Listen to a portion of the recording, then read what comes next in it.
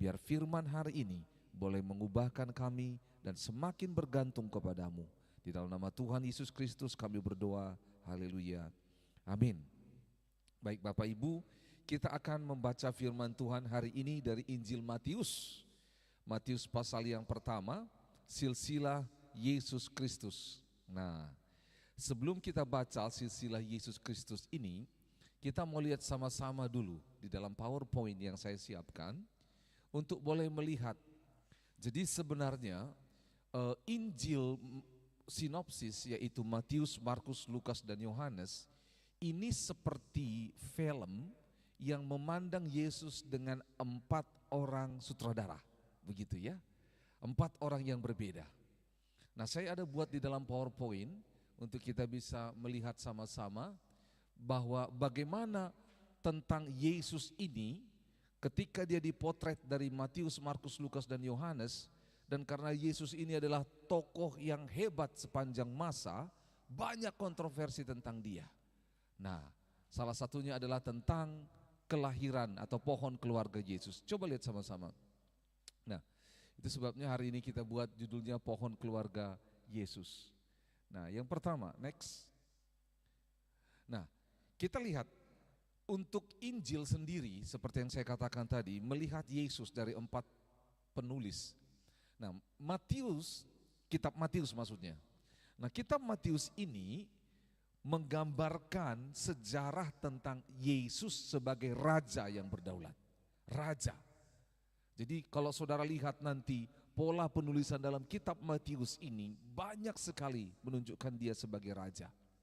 Dan pembaca daripada kitab Matius adalah orang Yahudi. Dan kita tahu sama-sama orang Yahudi adalah bangsa yang memiliki atau menjalankan pemerintahan dengan pola kerajaan. Dan mereka sedang menantikan yang namanya raja yang baru yaitu Mesias. Nah, kalau Markus, Markus ini dia menggambarkan Yesus itu sebagai seorang hamba. Hamba yang menyelesaikan kehendak Bapa. Dan pembacanya ini orang Romawi. Sehingga kalau boleh lihat dari 4 Injil, kitab Markus yang paling singkat. Lalu juga Lukas. Lukas itu mencatat Yesus sebagai anak manusia. Berulang kali dikatakan anak manusia, anak manusia, anak manusia. Dan pembacanya adalah orang Yunani. Sehingga kita lihat sama-sama bagaimana kitab Lukas itu secara detail mencatatnya. Karena orang-orang Yunani pada saat itu, orang-orang dengan logika berpikir yang tinggi dengan budaya Yunani. Puji Tuhan, Lukas adalah seorang tabib. Dia punya kemampuan, latar belakang pendidikan dan latar belakang pekerjaan, latar belakang wawasan yang sangat luas. Sehingga surat ini bisa dipahami oleh orang Yunani. Nah, yang terakhir adalah Yohanes. Nah, Yohanes ini dia mencatat bahwa kita sudah baca kemarin, supaya kamu tahu, semua kitab ini ditulis supaya kamu tahu bahwa Yesus adalah anak Allah dan pembacanya adalah semua orang. Makanya dikatakan ayat itu, karena begitu besar kasih Allah akan dunia ini, jadi semua orang. Nah, sehingga ia menyerahkan anaknya yang tunggal. Dan saudara, Yohanes 3:16 isi kitab itu tidak ditemukan di dalam kitab yang lain. Nah, itu sebabnya melihat Yesus dari 4 sudut pandang sutradara atau penulis ini melengkapi satu dengan yang lain. Dan ada orang yang berkata, itu Alkitab tidak sah karena ada yang ditulis di Matius bertentangan dengan Lukas dan segala sesuatunya. Saudara, pertama seperti ini, syukur ada pertentangan membuat kita memahami bahwa buku itu bukan bertentangan tapi saling melengkapi. Karena kalau ada sepertinya pertentangan, maka kalau tidak ada pertentangan, seakan-akan buku itu seperti tanda kutip dibuat-buat begitu loh, dicocok-cocokkan, paham maksudnya? Nah, diseragamkan. Tapi Alkitab ini apa adanya, ditulis oleh 4 tokoh yang berbeda tentang pribadi Yesus, dengan sudut pandang yang berbeda, dengan pembaca yang berbeda, tapi menemukan irisannya dan saling melengkapi satu dengan yang lain. Kita sangat bersyukur. Jadi tidak dibuat menjadi satu buku yang seragam semuanya, tetapi saling melengkapi. Dan salah satunya adalah tentang silsilah Yesus yang dibahas oleh Matius. Next, siapa itu sebenarnya Matius? Boleh? Matius itu adalah murid Yesus. Dalam Matius 9:9, di situ dia dipanggil. Dia sedang bekerja sebagai pemungut cukai dan dia bekerja untuk orang Romawi. Dan saudara tahu apa yang terjadi, ini menarik sekali. Bangsa orang-orang Yahudi tidak senang dengan pemungut cukai. Saudara masih ingat ada orang pemungut cukai yang lain bernama siapa? Sakeus. Dan ada tafsiran yang berkata, kenapa Sakeus bisa bertobat? Karena pemungut cukai pertama yang bertobat adalah Matius, rekan sekerjanya. Dan kita tahu sama-sama, karena di Matius pasal 9, setelah Matius bertobat, dia ajak orang-orang datang, teman-temannya datang ke rumahnya. Dan itu bisa menjadi berita yang sangat heboh sehingga Sakeus juga mendengarnya. Nah, Matius ini, mengapa dia sekali panggil Yesus berkata, ikutlah aku, dan dia langsung ikut. Karena begini Bapak Ibu Saudara, Matius ini orang yang tidak disukai oleh kaum sebangsanya, sama-sama orang Yahudi. Karena dia seperti kaki tangan daripada kerajaan Romawi. Dan tidak punya sahabat, tidak punya teman. Tapi kali itu ada seseorang yang penuh kasih, penuh kuasa, tokoh yang sedang dibicarakan di mana-mana. Tiba-tiba bilang sama dia, ikutlah aku. Saudara bayangkan. Dan Matius sendiri dalam bahasa Ibraninya, Matai artinya adalah, atau Mitayahu artinya hadiah dari Tuhan. Jadi keren kalau nama anak kasih nama Matius, ya. Kalau orang Toraja bilang Matiu. Kalau orang bule Matthew ya dari. Oke, nah apa yang ditulis, dan kita mulai dari Matius pasal yang pertama, yaitu silsilah Yesus Kristus. Nah, penulisan silsilah. Yuk kita lihat sama-sama, saya bacakan dulu Injil Matius 1 ayat 1 sampai 17. Saudara, ini kita baca sama-sama. Inilah silsilah Yesus Kristus, anak Daud, anak Abraham. Abraham memperanakkan Ishak, Ishak memperanakkan Yakub, Yakub memperanakkan Yehuda dan saudara-saudaranya. Yehuda memperanakkan Peres dan Zerah dari Tamar. Peres memperanakkan Hezron, Hezron memperanakkan Ram, Ram memperanakkan Aminadab, Aminadab memperanakkan Nahason, Nahason memperanakkan Salmon, Salmon memperanakkan Boas dari Rahab, Boas memperanakkan Obed dari Rut, Obed memperanakkan Isai, Isai memperanakkan Raja Daud, Daud memperanakkan Salomo dari istri Uria, Salomo memperanakkan Rehabeam, Rehabeam memperanakkan Abia, Abia memperanakkan Asa, Asa memperanakkan Yosafat, Yosafat memperanakkan Yoram, Yoram memperanakkan Uzia, Uzia memperanakkan Yotam, Yotam memperanakkan Ahaz, Ahaz memperanakkan Hizkia, Hizkia memperanakkan Manasye, Manasye memperanakkan Amon, Amon memperanakkan Yosia, Yosia memperanakkan Yekonya dan saudara-saudaranya pada waktu pembuangan ke Babel. Sesudah pembuangan ke Babel, Yekonya memperanakkan Seltiel, Seltiel memperanakkan Zerubabel, Zerubabel memperanakkan Abihud, Abihud memperanakkan Eliakim, Eliakim memperanakkan Azor, Azor memperanakkan Zadok, Zadok memperanakkan Akim, Akim memperanakkan Eliud, Eliud memperanakkan Eleazar, Eleazar memperanakkan Matan, Matan memperanakkan Yakub, Yakub memperanakkan Yusuf suami Maria yang melahirkan Yesus yang disebut Kristus. Jadi seluruhnya ada 14 keturunan dari Abraham sampai Daud, 14 keturunan dari Daud sampai ke pembuangan Babel, dan 14 keturunan dari pembuangan Babel sampai Kristus. Nah saudara, silsilah tentang kelahiran Yesus ini, silsilah Yesus itu hanya dicatat oleh Injil Matius dan Injil Lukas. Dan kalau saudara temukan di dalam Lukas pasal 3 ayat 23 sampai 28, saudara akan menemukan perbedaan di sana. Dan perbedaan ini bukanlah pertentangan, tetapi perbedaan ini adalah saling melengkapi satu dengan yang lain. Mengapa berbeda? Karena sekali lagi pembacanya berbeda, kepada siapa surat ini diberikan yang membacanya berbeda. Dan nanti kita akan kupas beberapa perbedaannya. Beberapa perbedaannya, yang pertama, Saudara, di kitab Matius silsilah Yesus itu ditulis dari Yusuf. Karena dikatakan tadi bahwa inti daripada kitab Matius, Yesus dilihat sebagai apa tadi? Raja. Dan kalau raja itu dari keturunan laki-laki, bukan perempuan. Makanya diambil dari keturunan Yusuf. Nah, sementara di kitab Lukas diambil dari sisi Maria. Mengapa? Saudara tahu sama-sama tadi Lukas mencatat Yesus sebagai anak manusia. Jadi kemanusiaannya Yesus. Dan benar bahwa dari keturunan Maria.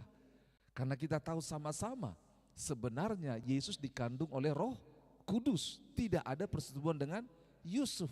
Jadi cocok sebenarnya dari keturunan Maria, betul? Dan yang kedua, di sana dikatakan dari Daud sampai ke Yesus. Maaf, di Matius sebenarnya dari Abraham sampai ke Yesus. Abraham sampai Daud, Daud sampai ke pembuangan dan terus sampai ke yang namanya Yusuf. Tetapi di kitab Lukas di situ ditulis kebalikannya.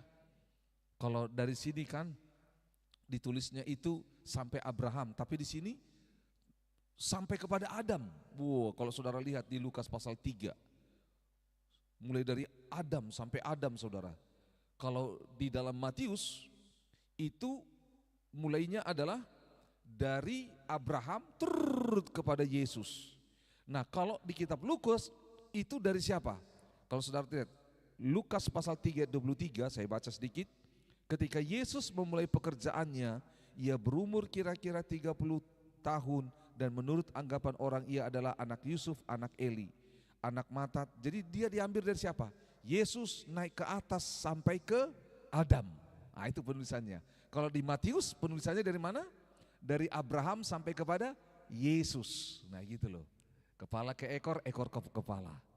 Itu sebabnya di dalam Matius hanya ada 28 nama disebut. Tetapi di dalam Lukas 43 nama. Karena lebih jauh sampai kepada Adam. Nah, ini menarik. Kenapa Matius tulisnya Abraham? Karena kita tahu sama-sama pembaca daripada Matius tadi siapa? Orang-orang Yahudi. Mereka tahu nenek moyang mereka siapa? Abraham. Makanya sampai Abraham ditulis. Tetapi karena Lukas orang Yunani, universal, yang memiliki knowledge intelektual, yang belajar sejarah dan semuanya, dia tulis sampai kepada siapa? Adam. Supaya mereka tahu. Itu loh ya. Nah, ini menarik. Jadi hal seperti ini tidak perlu dipertentangkan, tetapi saling melengkapi. Paham ya? Coba kita lihat, ada beberapa yang biasanya next yang menjadi perbedaan. Nah, ini yang paling muncul dalam perbedaan.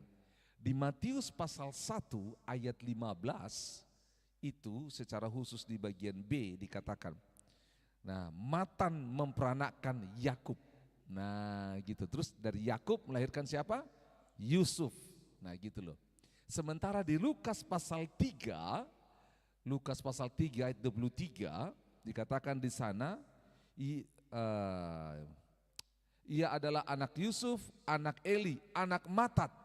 Nah, jadi Matat, maaf itu bukan Matan. Di dalam Matius itu orang yang sama tapi menulisnya beda.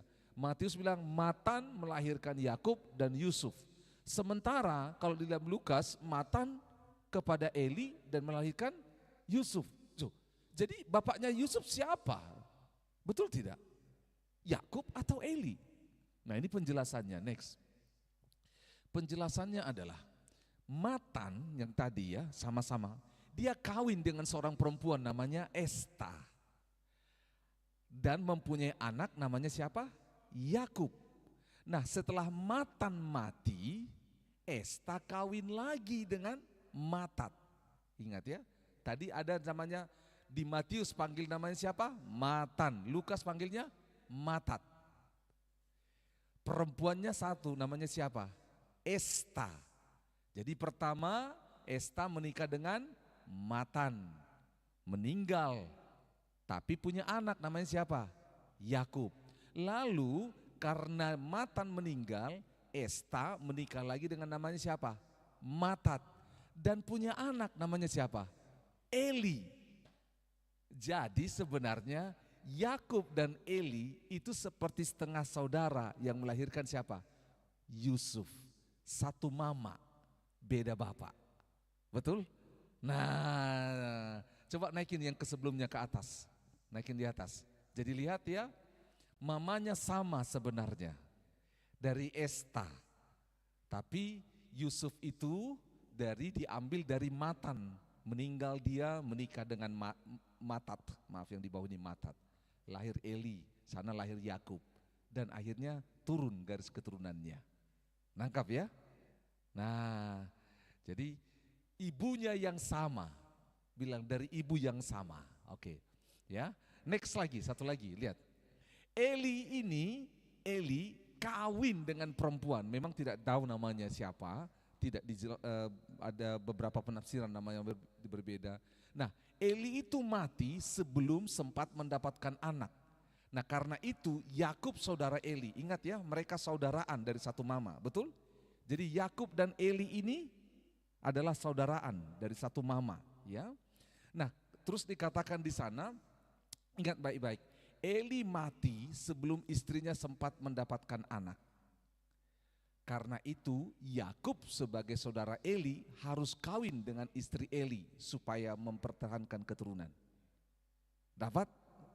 Garis ceritanya dapat nggak? Ya, Matan menikah dengan Esta, betul? Belum lahirkan anak, betul kan ya? Lahir anak Yakub, nah gitu loh.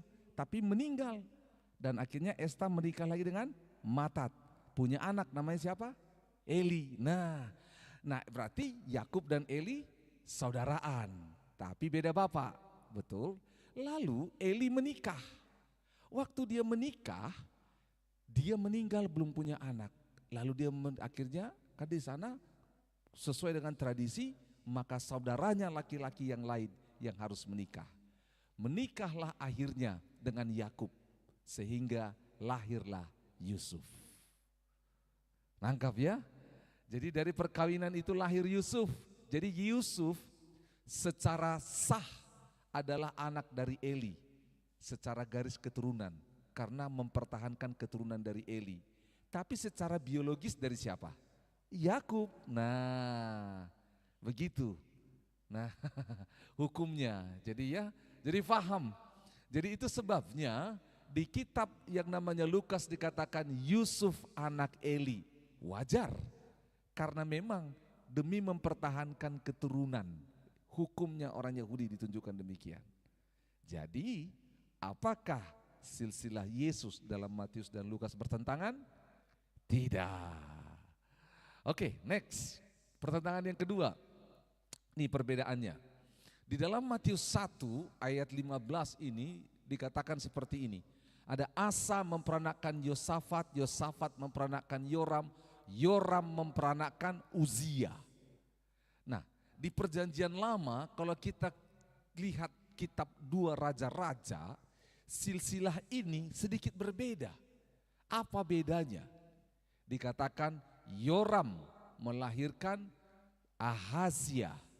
Terus Ahazia melahirkan Yoas, Yoas melahirkan Amazia, Amazia melahirkan Azaria. Dengar baik-baik. Matius ditulis dalam bahasa Yunani. Sementara perjanjian lama dalam bahasa Ibrani. Nah, jadi Uzia yang ditulis oleh Matius dalam bahasa Yunani. Dalam bahasa Ibraninya adalah siapa? Azaria. Jadi itu orang yang sama, tapi bahasa yang berbeda. Nah, jadi ditemukan. Terus Matius meloncati 3, yaitu Ahazia, Yoas, dan Amazia. Memang ini lucu, kenapa dilompatin, saudara? Saya juga masih menggali, apakah supaya dia membuat tadi itu 14 keturunan, 14 keturunan, 14 keturunan. Tetapi ada beberapa catatan mengapa Matius melompati orang-orang ini, karena orang-orang ini punya sesuatu di masa lalunya sehingga tidak dimasukkan dalam garis keturunan. Tapi lebih jelas nanti ketika kita temukan di nomor yang ketiga. Coba perbedaan yang ketiga. Perbedaan ketiga. Di situ dikatakan Yosia memperanakkan Yehonya. Nah, di perjanjian lama, Yosia itu memperanakan yang namanya Eliakim atau Yoyakim dulu.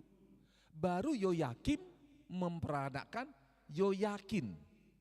Ini dilompat sama Matius, betul tidak? Anak langsung kepada cucunya. Harusnya bapak langsung kepada cucunya, itulah Matius. Sementara di perjanjian lama, mulai dari bapak, anak sampai kepada cucu. Nah, saudara dengar baik-baik, dalam sejarah penulisan Alkitab, seringkali anak itu disebut keturunan, makanya disebut keturunan 1, 2, dan 3. Tapi yang menariknya, khusus untuk perbedaan yang ketiga ini, saudara lihat apa yang kita paham di sini. Yekonya itu dalam bahasa Yunani dan Yoyakin dalam bahasa Ibrani, sama. Tapi lanjutannya lagi, coba next dulu, next lagi, yang menarik di sini. Di dalam Yeremia 22 ayat 18, mengapa dilompatin saudara, melompatin? Ini firman Tuhan, sebab itu beginilah firman Tuhan mengenai Yoyakim bin Yosia, Raja Yehuda. Ingat tadi, Yosia melahirkan siapa? Yoyakim. Yoyakim melahirkan Yoyakin, N. Nah, lihat, kenapa Matius tidak ambil yang namanya Yoyakim? Karena Yeremia 22 ayat 30 ngomong seperti ini. Beginilah firman Tuhan, catatlah orang ini, yaitu Yoyakim maksudnya, sebagai orang yang tak punya anak, sebagai laki-laki yang tak pernah berhasil dalam hidupnya, sebab seorang pun dari keturunannya tidak akan berhasil duduk di atas tahta Daud dan memerintah kembali di Yehuda. Jadi ini perkataan Allah melalui Nabi Yeremia. Ingat, Matius mencatat Yesus sebagai seorang raja. Raja. Makanya dari Daud ditunjukkan silsilahnya sebagai raja itu. Dan firman Tuhan, Yoyakim tidak akan dicatat. Nah, boleh naik ke atas sebelumnya. Nah, itu sebabnya bagaimana Matius 1 lompat dari Yosia langsung kepada Yekonya yang sama dengan artinya apa? Yoyakin dalam bahasa Ibrani. Di perjanjian lama dicatat yang namanya Yoyakim. Tetapi karena Yoyakim berbuat jahat di hadapan Tuhan dan Allah memberikan firman perkataan melalui Yeremia, dia tidak akan duduk di atas tahta Daud sehingga tidak dihitung sebagai raja. Jadi tidak bertentangan ya. Nah, yang menarik lagi tentang silsilah Yesus nih, coba next lagi. Nah, ada perempuan dalam silsilah Yesus. Kita tahu sama-sama karena pembacanya adalah orang Yahudi. Orang Yahudi itu dalam silsilah tidak menuliskan perempuan. Tidak menuliskan. Saudara, ini menarik. Makanya kalau kita lihat sama-sama, sejak dari dalam kitab perjanjian lama, kalau saudara temukan bahwa Adam itu punya anak, namanya siapa? Kain dan Habel. Tapi kejadian 5, di situ kita temukan anak-anak Adam yang lain, yaitu perempuan. Gitu loh. Saudara boleh temukan juga di perjanjian lama, namanya Yakub punya berapa anak? 13 anak. Tapi hanya disebutkan 12. Anak yang ke-13 perempuan bernama siapa? Dina, tidak ditulis. Di Matius juga saudara bisa temukan bahwa anak daripada Maria dan Yusuf itu selain daripada laki-laki yaitu Yesus, Andreas dan juga Petrus, Yakobus yang saudara tirinya, ada saudara perempuan Yesus. Hanya ditulis seperti itu, tapi tidak ditulis namanya. Jadi orang Yahudi itu tidak menuliskan yang namanya perempuan dalam silsilah. Itu sebabnya beberapa orang berkata bahwa silsilah Yesus ini tidak valid karena ada perempuan di dalamnya. Tapi saudara tahu, sengaja cara Allah memasukkan perempuan ini di dalam yang namanya silsilah Yesus. Dan keempat perempuan ini yang dicatat. Menarik sekali kita temukan Mereka bukanlah perempuan yang punya latar belakang atau kredibel keluarga atau pribadi yang sangat baik. Kita mulai dengan Tamar. Tamar ini adalah perempuan Kanaan. Kita tahu apa kisahnya, Tamar dan Yehuda. Bagaimana mertua dan anak mantu melakukan hubungan. Mengapa bisa terjadi? Apakah itu diizinkan hari ini? Tidak diizinkan. Tapi kita tahu sama-sama, Yehuda tidak punya keturunan lagi. Dia tidak punya anak karena anaknya semua mati dan istri terakhir anaknya adalah Tamar.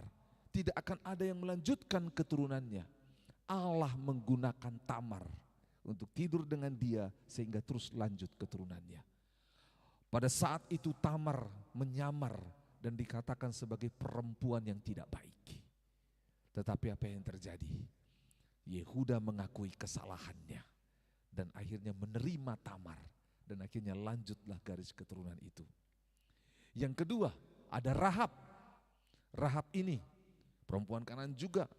Kita tahu kisahnya di Yosua ketika tembok Yeriko mau dihancurkan. Yosua mengirim 2 pengintai dan dia sembunyi di rumah siapa? Rahab. Dan kita tahu Rahab itu seorang apa? Pelacur. Tetapi apa yang terjadi kalau kita baca di kitab Yosua?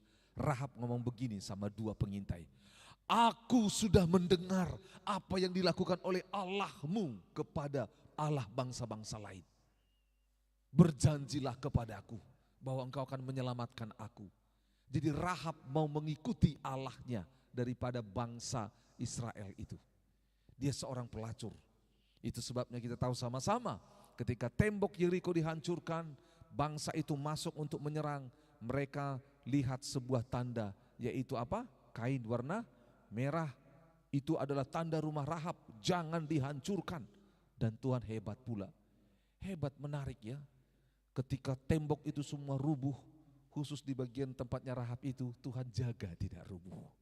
Menarik penjagaan Tuhan, amin.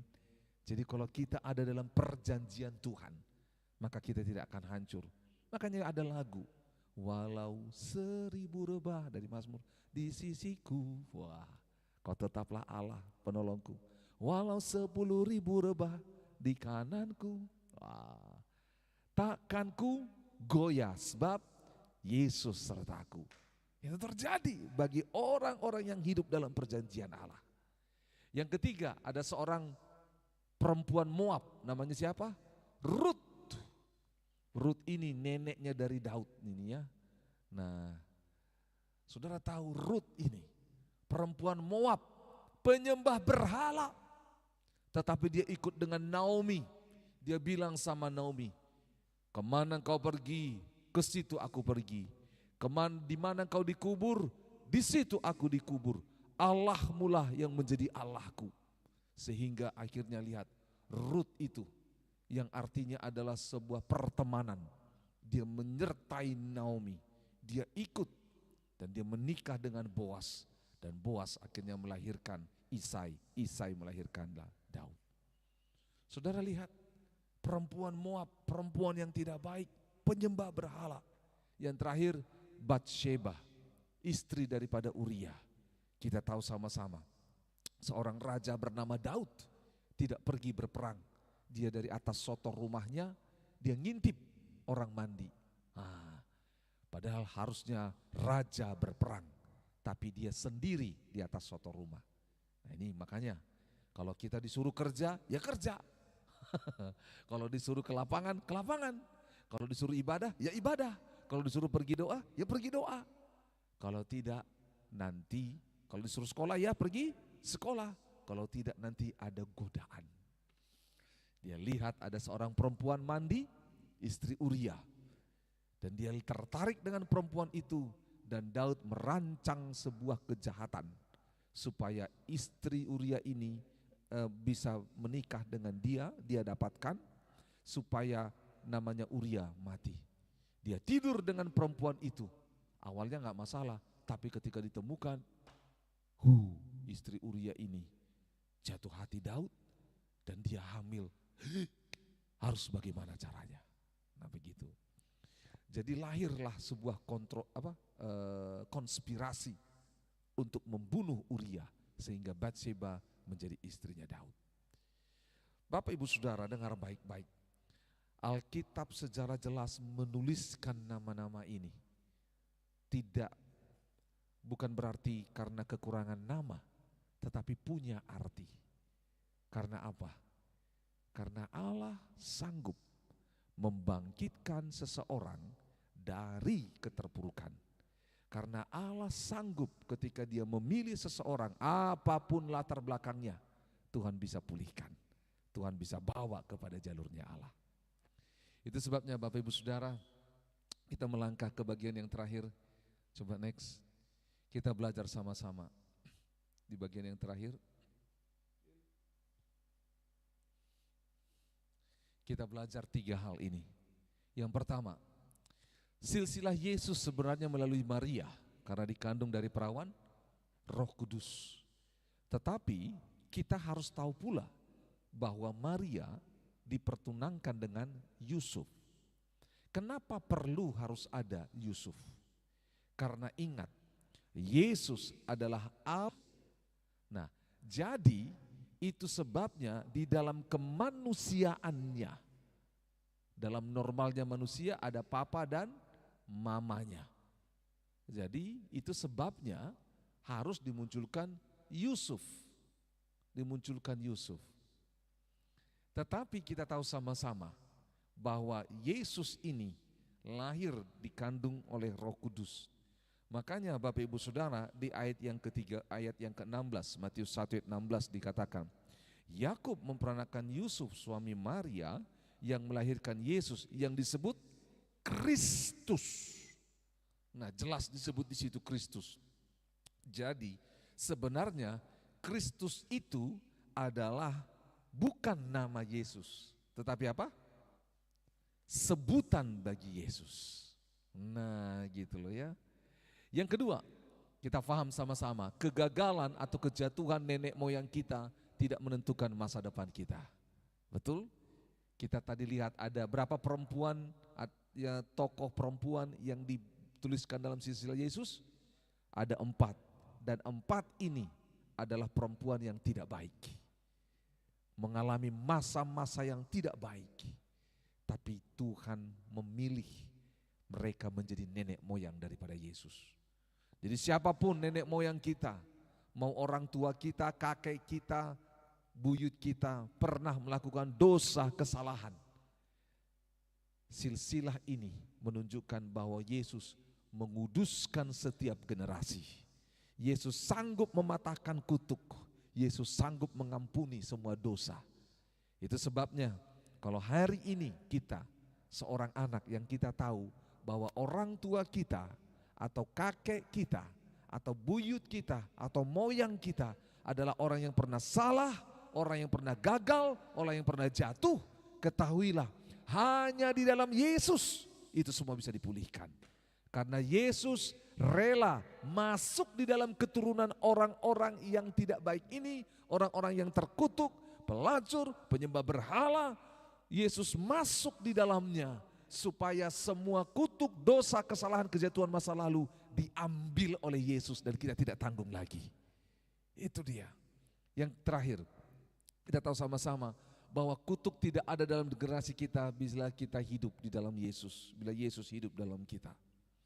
Saudara, mengapa ini penting? Karena cerita ini harus kita teruskan kepada orang-orang selanjutnya.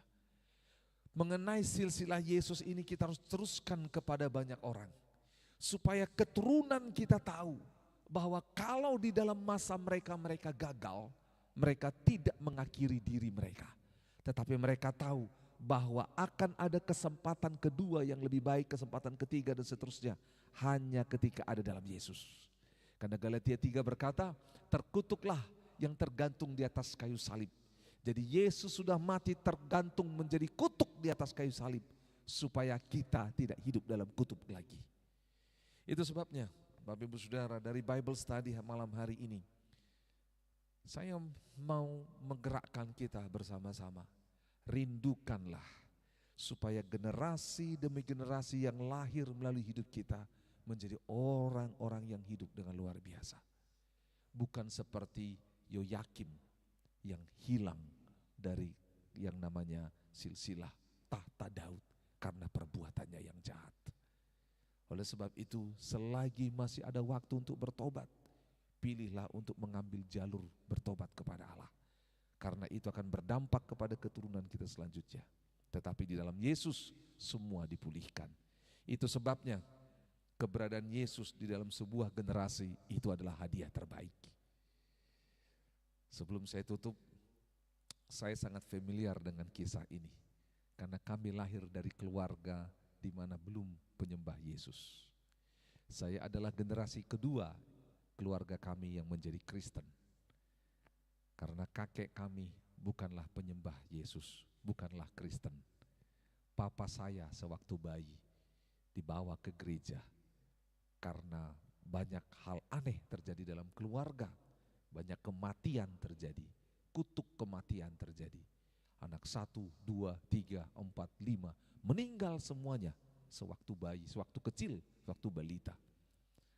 Lalu nenek saya sudah stres, udah lahirkan 5 orang anak tapi meninggal semuanya. Lalu papa saya lahir anak yang ke-6. Nenek saya sudah ketakutan bahwa nanti tinggal tunggu matinya karena anak 1 sampai 5. Hari itu ada gereja di kampung di tempat nenek kami. Dan mereka berkata, mungkin perkumpulan itu, mungkin gereja itu bisa menolong. Kakek saya tidak setuju, karena kakek saya bukan orang gereja. Dia tidak mau menyembah Yesus. Dia marah. Tapi karena nenek saya sudah tidak tahu lagi harus berbuat apa, dia sembunyi-sembunyi, diam-diam bawa papa saya ke gereja. Dan disitulah papa saya akhirnya sejak dari kecil mulai berdoa, diajak, didoakan. Lambat laun akhirnya nenek saya juga ikut ibadah dan akhirnya kakek saya juga akhirnya ikut. Puji Tuhan. Nah, sejak saat itu papa saya akhirnya lahir, bertumbuh dan besar. Nenek saya melahirkan anak kedua, ketiga, 4, 5 dan terus sampai ke 6. Lahir semuanya. Dan puji Tuhan, mereka hidup sampai pada masa tua. Karena apa? Yesus masuk dalam generasi yang penuh dengan kutuk. Yesus masuk dalam keluarga penyembah berhala. Yesus masuk dalam keluarga yang menentang dia. Dan Yesus mengampuni, menyelesaikan semuanya. Kita tahu di seluruh dunia ini ada banyak keturunan yang mungkin berasal dari nenek moyang atau orang tua, kakek dan semua di atasnya yang tidak baik. Dan kita berdoa supaya lewat silsilah pembelajaran silsilah Yesus ini, semua generasi yang ada seterusnya akan menyembah Yesus. Amin. Demikian Bible study kita malam hari ini. Mari kita satu dalam doa. Bapa di sorga, kami bersyukur melihat sejarah silsilah daripada Yesus. Kami bersyukur tidak ada pertentangan ditemukan di dalamnya, tetapi saling melengkapi satu dengan yang lain. Hari ini kami Tuhan dicerahkan bahwa Alkitab ini tidak salah, Alkitab ini tidak palsu. Allah memperkenalkan dirinya dengan cara yang berbeda, dengan melalui tokoh yang berbeda, dan melalui pembaca yang berbeda. Terima kasih Tuhan, kami sungguh sangat diperkaya melalui silsilah Yesus ini.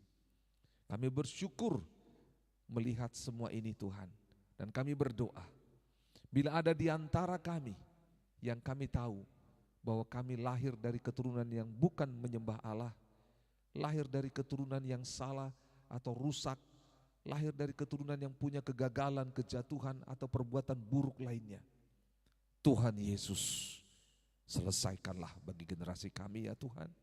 Kami tidak mau melanjutkannya sampai ke bawah terus. Kami rindu di zaman kami mengenal Yesus, supaya kami boleh meneruskan silsilah keturunan kami dalam hidup takut akan Allah dalam nama Yesus. Terima kasih karena Engkau sudah menghancurkan kutuk generasi dan menurunkan berkat bagi semua orang yang percaya kepadamu. Doa kami Tuhan, semua kami ketika di dalam Yesus akan mengalami transformasi sehingga keturunan kami terus sampai selanjutnya menjadi keturunan yang berbahagia di muka bumi karena kami menyembah-Mu ya Tuhan Yesus. Terima kasih untuk firman-Mu. Biarlah kami boleh terus belajar akan kebenaran firman Tuhan, rindu bertumbuh di dalam-Mu. Terpujilah Engkau, dalam nama Tuhan Yesus Kristus kami berdoa bersyukur, haleluya, amin. Puji Tuhan, sampai bertemu dalam Bible Study selanjutnya. Tuhan Yesus memberkati.